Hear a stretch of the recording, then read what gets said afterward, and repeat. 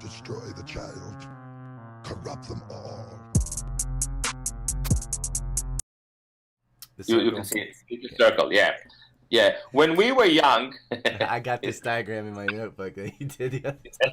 Yeah. when we were young, the left was something like that. So they said this: we are all together, and here, and these people outside the circle, the capitalists, are the bad guys. But what they did then, the left has transcended into new left, and they started to cut the circle into all those identitarian groups. They started to teach us to speak as a woman, as a Jew, as a black, as a gay, as a transsexual, as a we are basically engaged in as a fighting each other. The women fight the men, the black fight the white. And the people in Wall Street are not just laughing, they drip some money through the Open Society Institute and maintaining this war, because as long as we right to fight each other, we don't deal with them. Not only that this is how the new left is operating, the new right is as moronic because they fall into the same trap. Instead of taking seeing it as an opportunity to unite us all and to say, you know what, it doesn't matter for me whether you are black or a Jew or whatever. What we really want is to concentrate on the three most important things, which are health, education, and manufacturing. They could unite everyone. And by the way, this is what Trump did. It wasn't genuine. But this was his political strategy that was probably defined by Bannon. He has managed to create this image of we, the Americans, versus them, the identitarians, the Eze people who vote for Clinton. This is what I describe in my book as the big American split of 8 November 2016. Now, the issue here is that, unfortunately, the identitarian left, instead of talking as we Americans, started to talk as we white. Where is the problem here? All those identitarian But that would alienate people like you and I right away.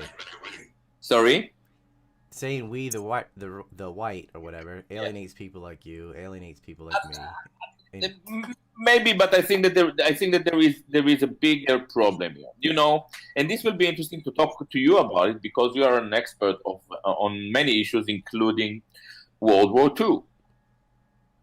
I am not devastated by the rise of Hitler. I take it as an historical fact. It's not when every time I say Hitler, I feel kind of waves, tsunamis of hatred in my system. I'm fascinated by Hitler and want to understand his popularity and want to define for myself as a person who is inspired by Athenian, where is my problem with Hitler? So I started to learn this era, and I realized that national socialism isn't necessarily a bad idea. The idea of nationalism operating within the context of one state is not a bad idea, because if globalization is a problem, nationalism is the answer.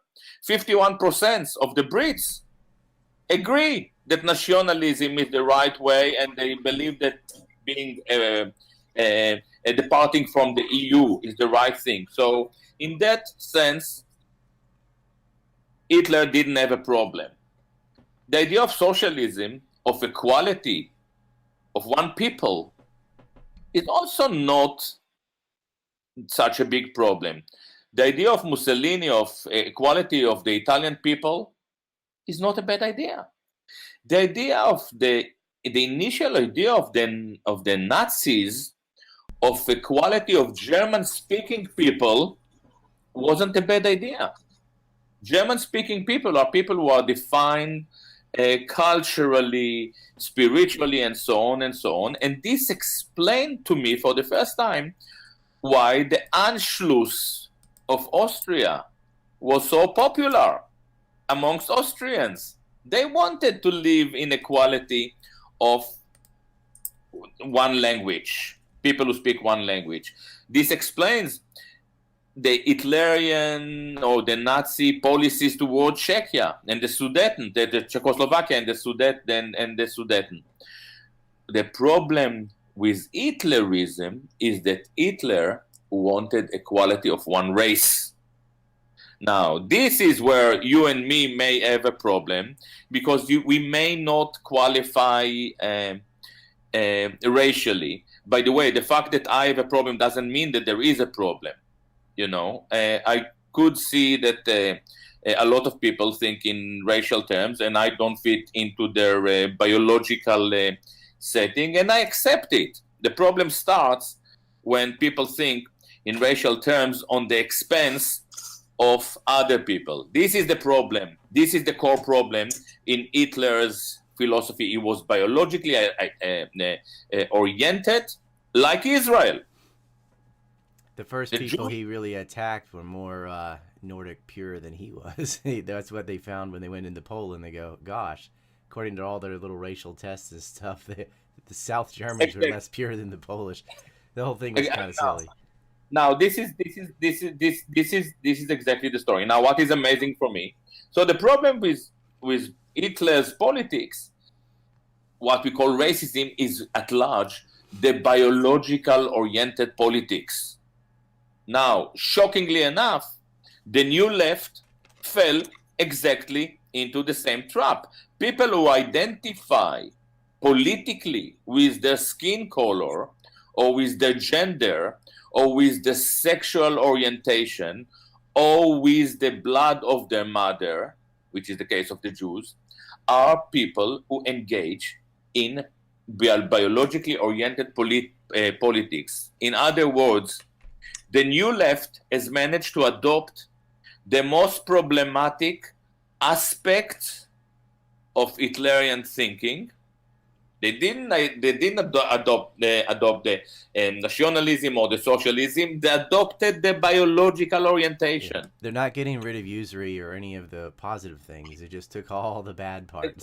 They took the worst thing. And by the way, they are indeed as popular doing so as Hitler was in 33, 34, 35, 36, in fact, until the end of the war. So I believe that this is what Athenian thinking is all about. It is the ability to rethink. It is the ability to revisit the past. This is why I'm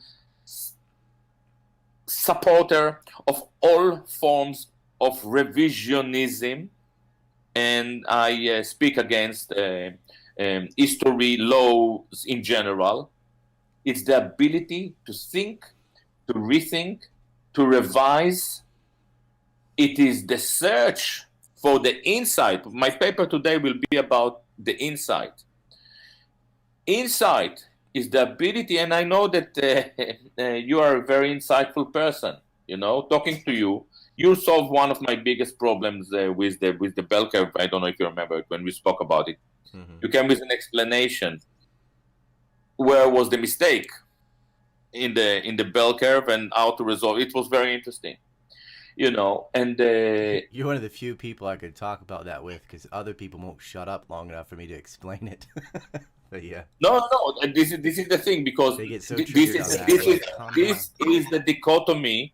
This is the dichotomy between Athens and Jerusalem. Mm-hmm. We shouldn't be fearful discussing anything, and more so if I'll tell you something now that you vehemently disagree with. This is actually very good. You may help me to rethink you may rethink your position. You may, for the first time, understand what is your position. Opposition is where we learn to understand the boundaries of our positions. It's a great thing. And we lost it. We lost it in the West. We lost it in the West. We are drifting away from our cultural, intellectual, spiritual heritage. We become Jews.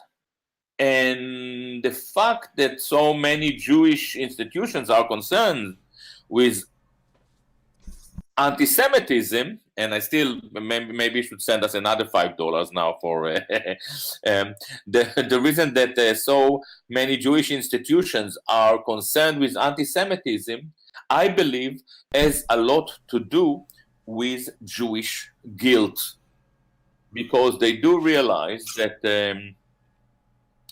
that their politics, and you mentioned we can mention Zionism, or if you want, we can talk about cultural Marxism, or we can talk about political correctness or tyranny of correctness.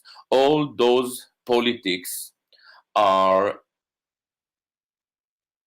removing us from home, they make us uprooted within our own state. We become refugees in our own states. And I think that the fear of anti-Semitism is driven or fueled by this kind of guilt. I think Make fun of me all you want. This is their plan, people. They're frickin' interdimensional invaders.